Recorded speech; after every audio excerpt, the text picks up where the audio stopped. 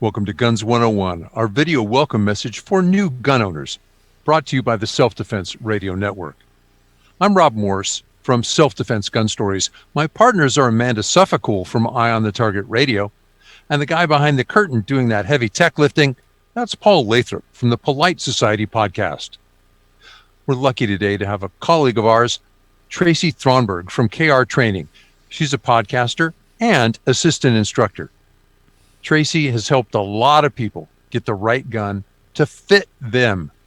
That means one size of gun does not fit everybody. Tracy, too big, too small, what's just right look like? Goldilocks and the Three Bears. Is that how we're going to do this today? Exactly. All right. Okay. We have people of different shapes and sizes. We have guns of different shapes and sizes. I joke that I've got T-Rex short arms in child-size hands with freakishly short thumbs. There's nothing I can do to change the size of my hands to make my fingers longer. So, how do we know if a gun fits our hand or not? When we are shooting a semi-automatic handgun, we want to put about half of our fingertip on the center of the trigger. You want the slide of your gun in line with your radius, which is the top bone in your arm. You want to make as close to a 90-degree bend with your finger on the front of the trigger as you can. You want to be able to get a pen or a pencil, an object, between your finger and the frame of the gun. Why is this important? It's important because when we work a trigger, it's like when we're putting a contact in our eye. It's straight forward and straight back. Okay? As opposed to... Is it? Yeah. So, a lot of people who have gone to the range, your holes are all going all to the lower left or all to the lower right. So I'm going to argue that your gun, you may have too much finger or not enough finger on the trigger. You may not be gripping the gun properly. But there are a couple of things that we specifically do not want to do. This is a solid piece of plastic, what we call a blue gun, of a Model 92 Beretta.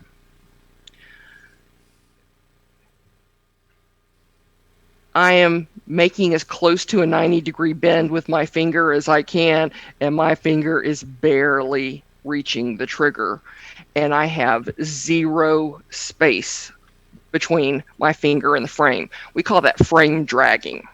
Bad. Does that mean that I can't shoot the gun? No, that's not what it means at all. It means that if I employ a proper grip and a proper technique for working the trigger, I'm going to have shots that are going to go to one side or another. So this is a gun that is clearly too big for my hand. We have another small blue gun, even though it's purple.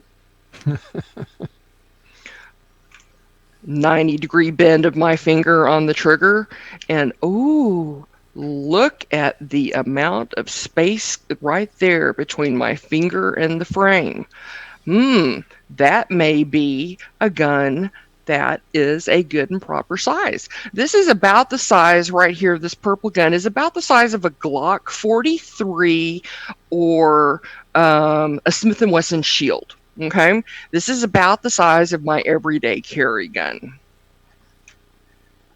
This right here is a Glock 42 or a Glock 43, another little single stack, what we call a subcompact gun.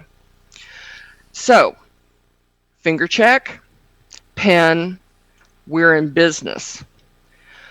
What if you are a man of Rob's height? Rob and I have been friends for many, many years, and he's got big hands, and he goes to pick up a little bitty gun like this.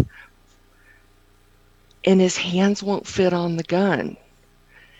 And he has to put a finger in front of the trigger guard, and we don't want to do that. That might be something we want to talk about on a different video about why we don't put our finger there. But you know what? Rob may be too big and have hands that are too big to shoot a little subcompact gun.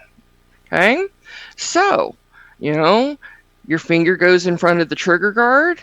If your pinky won't fit all the way around the base of the grip, if you start shooting and the gun walks out of your hand, those may be indicators that the gun is too small. Your mileage may vary with any of these things. Always, when you can, don't let somebody else buy a gun and make that decision for you. Go to your local gun range and go to the rental counter and try out different guns. Okay?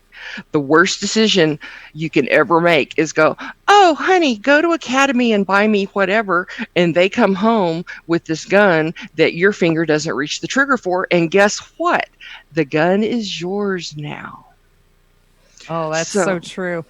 It becomes this thing to where, is it really yours or is it the other one that he wanted? So the shop for your own gun and then make it fit. But Tracy, I'll tell you, I've been shooting for I'm not even going to say how long.